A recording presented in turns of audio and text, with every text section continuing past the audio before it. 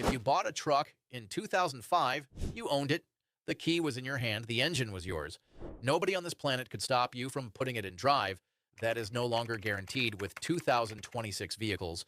Buried inside a 1,100-page federal bill is a single provision, Section 24,220, that is quietly rewriting what car ownership means in America. Most drivers have never heard of it. Most salespeople will never mention it. And in January of 2026, Congress had a direct chance to stop it. They voted to keep it alive. What mechanics are already calling the passive lock is funded, moving forward and changing what the next generation of vehicles will do to your wallet, your privacy, and your freedom behind the wheel. This is what they know, and what most drivers are still missing. Section 1. The law they buried in plain sight.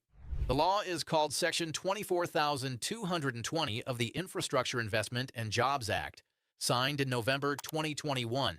And unless you read a 1,100-page piece of federal legislation, you almost certainly never knew it existed.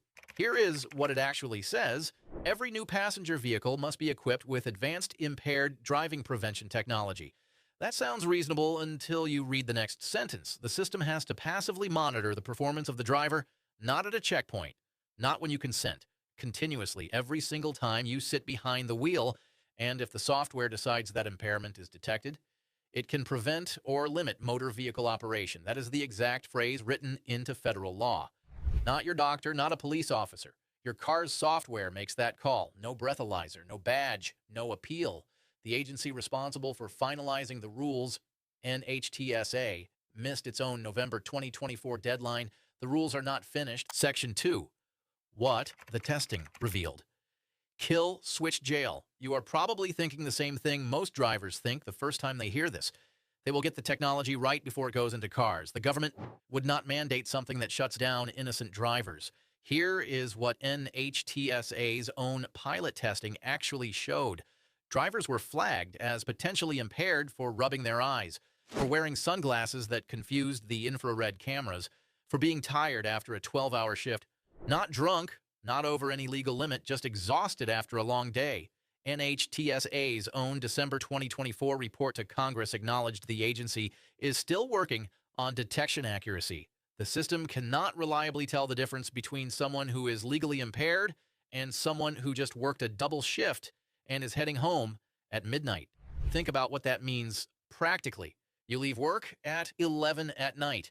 The cabin camera reads heavy eyelids. The software flags possible impairment, and your car, the one you are still making payments on, we will not let you leave the parking lot. There is no number to call, no reset button.